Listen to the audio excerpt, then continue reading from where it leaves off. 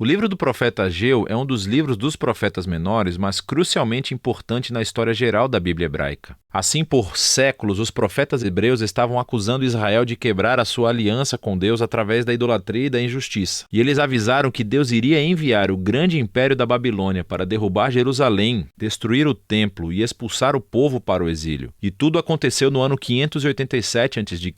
Mas isso não foi o fim da história. Os profetas também acreditavam que ainda havia esperança e que Deus um dia traria de volta um remanescente transformado do seu povo, Israel, para viver em uma nova Jerusalém, onde a presença de Deus viveria entre eles. Quando nos viramos para Ageu, o ano é 520 a.C., quase 70 anos após o exílio. O Império Babilônico recentemente entrou em colapso e o mundo é governado pelos persas. Eles permitiram o retorno de qualquer israelita exilado que quisesse voltar para Jerusalém, que ainda estava em ruínas. E sob a liderança de um sumo sacerdote chamado Josué e Zorobabel, um herdeiro da linhagem de Davi, e um grupo de exilados, todos retornam e começam a reconstruir a cidade e as suas vidas. Lembre-se da história do livro de Esdras, capítulos de 1 a 6. Então temos altas esperanças e o futuro parece muito brilhante, mas na verdade não é, pelo menos do ponto de vista de Ageu. O livro consiste em 4 sessões que resumem a mensagem de Ageu dada ao povo de Jerusalém ao longo de 4 meses. Ele começa acusando as pessoas de terem prioridades equivocadas e sim, elas voltaram para Jerusalém. Mas elas estão usando todo o tempo e recursos para reconstruir as suas próprias casas de luxo, enquanto o templo ainda estava em ruínas devido à sua destruição 70 anos atrás. Então Ageu pergunta: as suas casas são realmente mais importantes do que a sua fidelidade a Deus? Essa negligência, Ageu diz, é o mesmo que a rebelião da aliança de seus ancestrais, e é por isso que a terra ainda é improdutiva, porque eles foram atingidos pela fome e pela seca. E aqui está a citação de Ageu na lista das maldições da aliança no livro de Deuteronômio. E assim, as palavras de Ageu são seguidas por uma história da resposta do povo. Lembre-se também da história de Esdras, capítulo 5. Nós aprendemos que Zorobabel, Josué e o remanescente do povo foram impactados pela mensagem de Ageu e estavam motivados. Eles começaram a reconstruir o templo. Então, na próxima sessão, Ageu segue um mês depois e aborda alguns problemas de expectativas destruídas entre as pessoas. O templo que eles estão reconstruindo é bastante inexpressivo. Não é nada comparado à glória do templo de Salomão, construído aqui cerca de 500 anos antes. E, por isso, a moral estava muito baixo para terminar o projeto. E assim, Ageu lembra o povo das grandes promessas proféticas do futuro reino de Deus e sobre esse templo. Ele cita os profetas anteriores, especialmente Isaías e Miqueias, sobre a nova Jerusalém. E o que seria o lugar de onde Deus redimiria o mundo inteiro, e onde todas as nações viriam e participariam do reino de Deus, resultando em uma era de paz. E assim, o templo desempenha um papel fundamental nos planos de Deus para o futuro. E Ageu chama o povo para trabalhar com esperança, apesar das circunstâncias decepcionantes. Na terceira sessão, Ageu segue 2 meses depois com um chamado à fidelidade e aliança. E ele envolve alguns sacerdotes em uma conversa sobre a pureza ritual. Lembre-se de todas as ideias-chave do livro de Levítico. Então ele diz: se alguém vai e toca um cadáver e se torna ritualmente impuro ou marcado pela morte, se essa pessoa for e tocar algum alimento, esse alimento se tornará impuro também? E os sacerdotes, sabendo do livro de Levítico, dizem: sim, será impuro. E então Ageu transformou isso em uma parábola. Ele diz que é assim que acontece com o povo de Israel e aquilo que eles estão colocando as mãos para construir o templo. Se a geração atual não se humilhar, se eles não se afastarem da injustiça e da apatia, então Ageu diz que o que eles constroem com as mãos, incluindo esse novo templo, também será impuro. O desafio de Ageu é que é somente pelo verdadeiro arrependimento e fidelidade da aliança que seus esforços de construção resultarão em Deus trazendo o seu reino e bênção. E assim, em certo sentido, o futuro de Israel estava nas mãos deles. Deus está esperando que o seu povo seja fiel. E assim, a escolha de Ageu diante da geração exilada é muito semelhante ao desafio que Moisés deu à geração do deserto antes de entrar na terra. A sua obediência levará à bênção e ao sucesso, enquanto a falta de fé levará à ruína. O livro conclui com o resumo de Ageu da esperança futura do reino de Deus. Ele fará da Nova Jerusalém o centro de seu glorioso reino internacional e, a partir daí, confrontará e derrotará o mal entre as nações. Ele relembra as pessoas sobre a derrota do exército do faraó na história do Êxodo. Deus cumprirá aqui a sua promessa a Davi e estabelecerá o rei em sua linhagem, e nos dias de Ageu, que foi representado por Zorobabel. E assim o livro termina com um futuro brilhante. Então a pergunta é, será que a geração de Ageu será fiel a Deus? Será que eles irão experimentar o cumprimento de todas as promessas? E Zorobabel, ele será fiel? Será que ele se tornará o rei messiânico? E você tem que continuar lendo os 2 últimos livros dos profetas Zacarias e Malaquias para descobrir. Mas você pode ver como esse pequeno livro contém uma grande mensagem para toda a geração do povo de Deus, que as nossas escolhas realmente fazem a diferença, e que a fidelidade e obediência do povo de Deus faz parte da maneira como Deus escolheu realizar os seus próprios propósitos no mundo. E assim essa verdade surpreendente deve motivar a humildade e a ação do povo enquanto aguardam o reino vindouro de Deus. E essa é a mensagem do livro de Ageu.